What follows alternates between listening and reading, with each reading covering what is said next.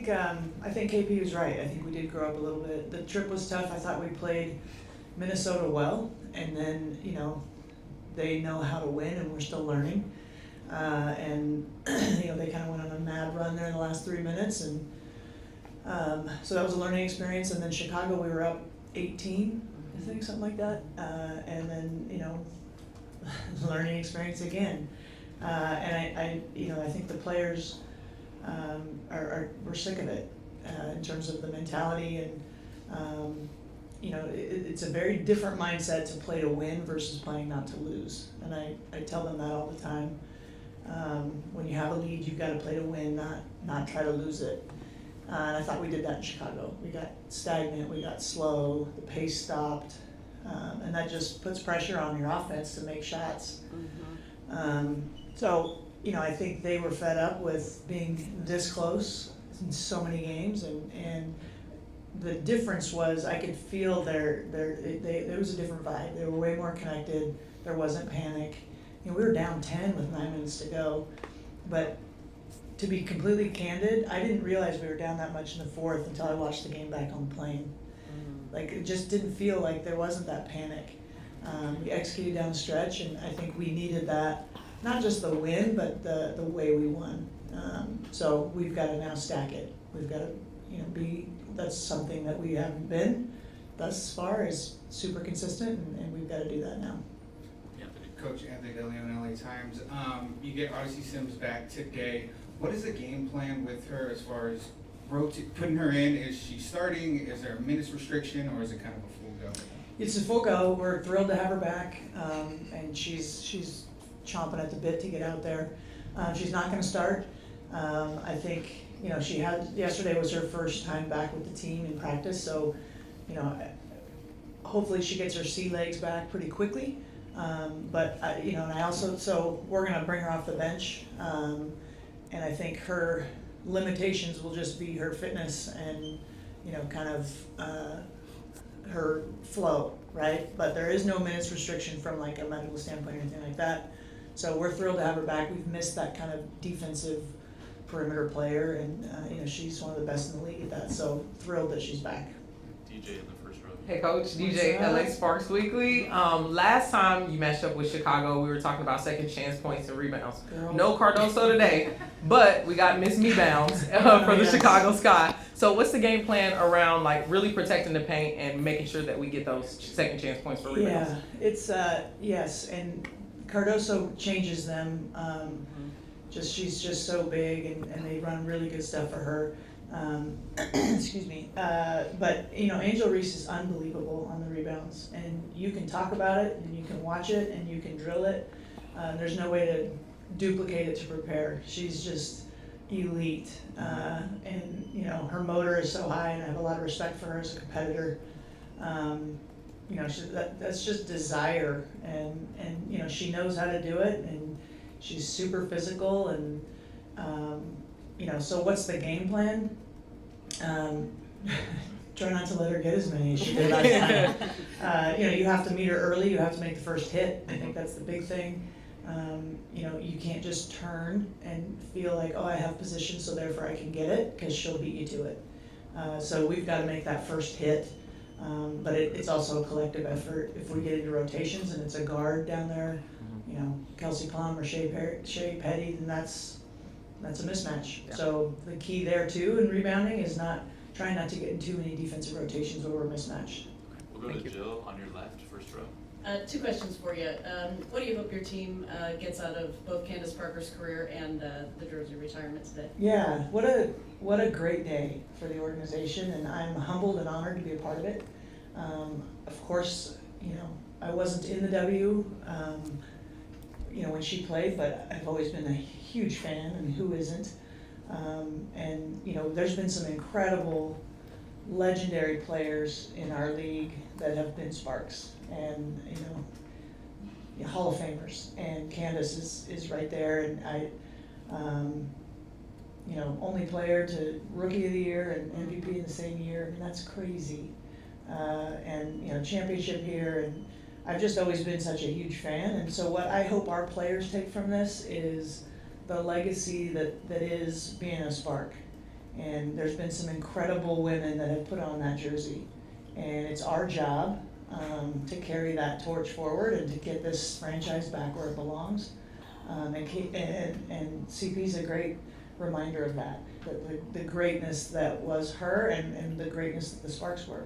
And so that's what I hope our team can kind of take that in while still focusing on what we're trying to do.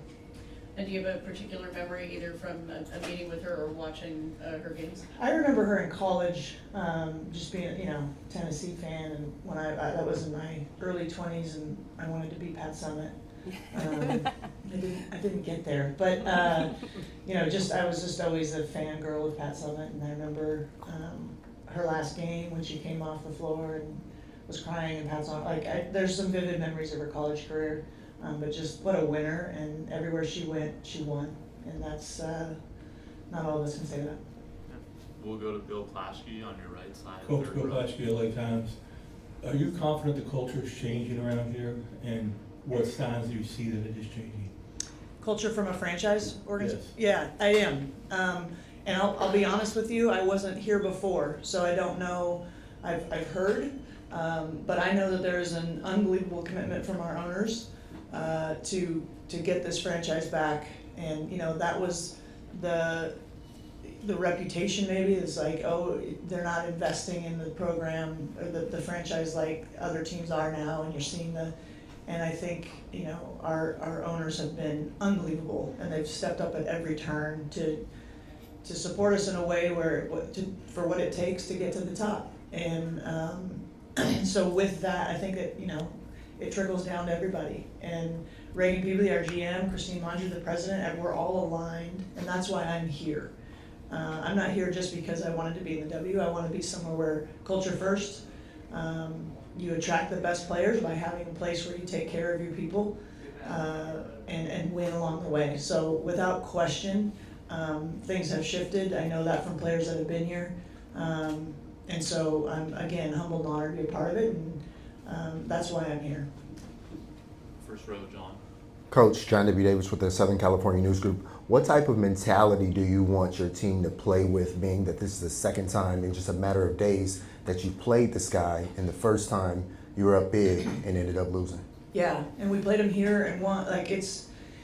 It's crazy that the schedule is interesting, and I'm learning it, where you can play teams back to back like this. And we still haven't played several teams at all, and this will be our third time playing Chicago. The mentality is this is a must win. And we want to make the playoffs, and we've got to start winning now. The urgency is now. So the mindset, I don't want to be outcome driven totally, but doing what it takes to play with the intensity it's going to take to win. Thank you. You bet. Jackie Ray. Hey Coach, Jackie Ray, TV and Women's Hoops.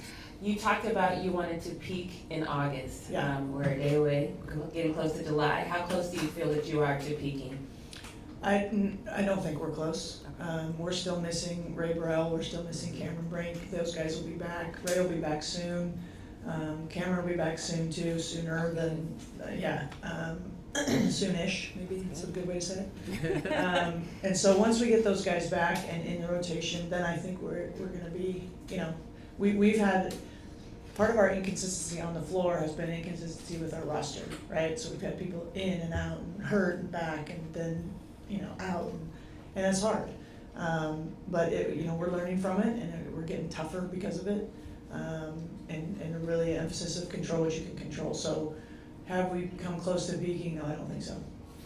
Coach, the Sparks are shooting 40% from 3 in wins and 30% in losses. What's the key to generating the kind of looks you want on the perimeter? I like this stat. Good one.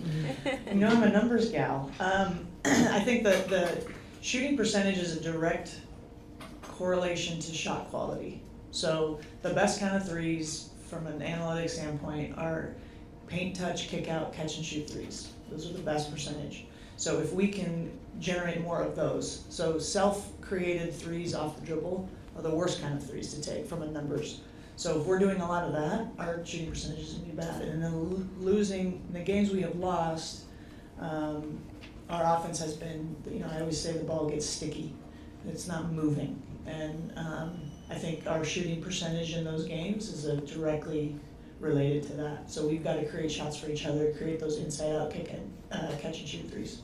Last question, Jim Alexander. Yeah, Jim Alexander from the Southern California News Group. You talked a moment ago about Candace and about the legacy of being a spark. Yeah. Do you get the sense that your current players are aware of that, recognize that, embrace it, or is it just something that happened in the past? That's a great question. I think they do. Yeah, I think they do, and I think, that's why KP came. The legacy that it is of the LA Sparks, and there's other reasons, obviously she's from San Diego, whatever, but, we're one of the OG franchises, right? And there's some responsibility that comes with that, as a player, as a coach. So yeah, I do think they do. I haven't asked, but we talked yesterday, when we circled up after, about what it means to put on the Spark jersey, and the great ones that have put it on before, the nets that have been cut down in that jersey, and it's our responsibility to get it back that way. Thank you, Coach. All Thanks, right, everyone. thanks for being here. Let's go.